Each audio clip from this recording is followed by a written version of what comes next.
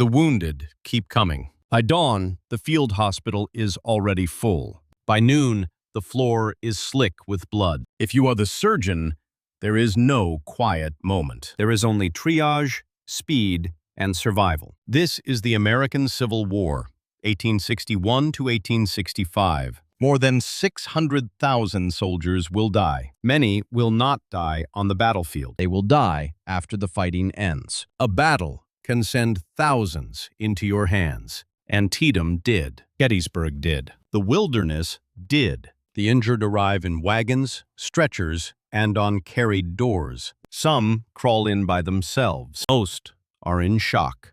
Some are already fading. The hospital is not a hospital today. It is a church, a barn, a schoolhouse, or a tent. Windows are open for air. Flies gather instantly. The smell is blood, sweat, mud, and sickness. Orderlies shout names that no one hears clearly. Outside, artillery still rumbles in the distance. The first task is sorting. Who can live?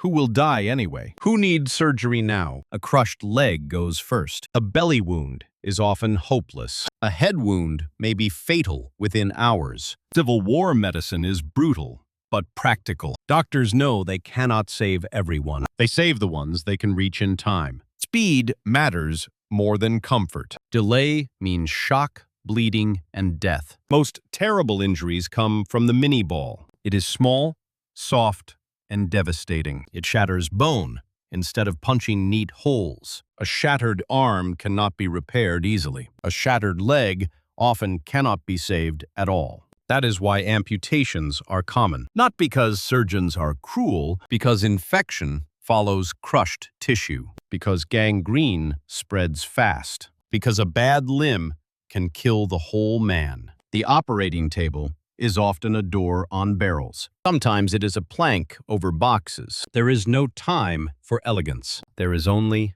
the next patient. The surgeon washes his hands when possible. Usually, that means not enough. He uses the same saw again and again. He wipes instruments between patients. Sterilization is not yet standard practice. Bacteria are not fully understood. Germ theory is not accepted in wartime medicine. Pain is unavoidable, but not always untreated. Ether and chloroform are available in many operations. When there is supply, doctors use them. When there is not, they do without. Sometimes a surgeon works through partial sedation. Sometimes the patient receives only a cloth to bite. Sometimes he is held down by assistants. The scream before the anesthesia takes effect is unforgettable. The silence after is worse. Even with anesthetic, surgery is dangerous. Too much can stop breathing. Too little leaves the patient thrashing. The surgeon works fast. One man holds the limb. One man passes the saw. One man catches the severed bone. Minutes matter. A skilled surgeon can remove a leg in under 5 minutes. Speed is part of mercy. Blood soaks into sawdust on the floor. Some hospitals spread sawdust to absorb it. Some use straw.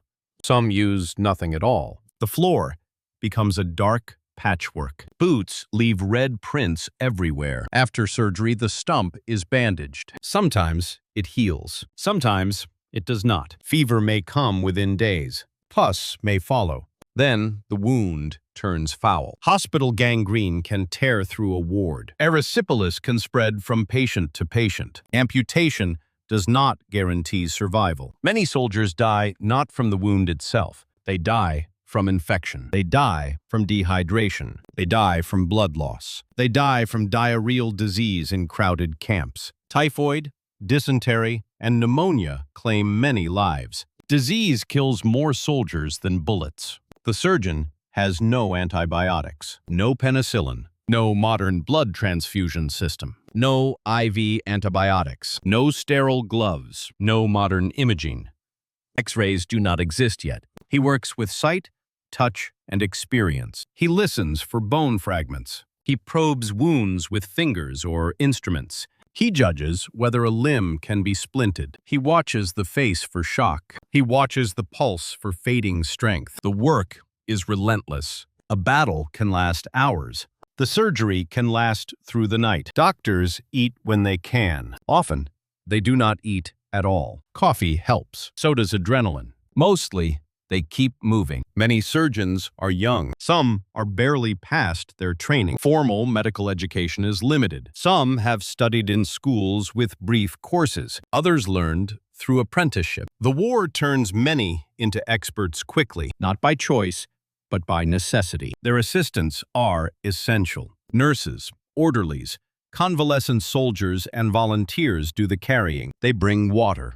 They hold lanterns. They clean bloodied cloth. They move the dead away from the living. That job never gets easier. The wounded endure long waits. Some lie outside in the rain. Some lie in rows beneath trees. Some beg for water. Some call for mothers. Some are too far gone to speak. When the wagon arrives, more men are already waiting. The field outside looks like a graveyard of uniforms. Blue and gray blur together in pain. The war does not look heroic here. It looks exhausted. After the operation, the surgeon moves on. Another arm, another leg, another chest wound, another desperate chance. Night brings lantern light and fresh suffering. Flies circle the lamps. The air stays thick. The cries thin out only when men lose strength. Some sleep from exhaustion. Some never wake. The next morning begins the same way. New wagons, new blood, new decisions.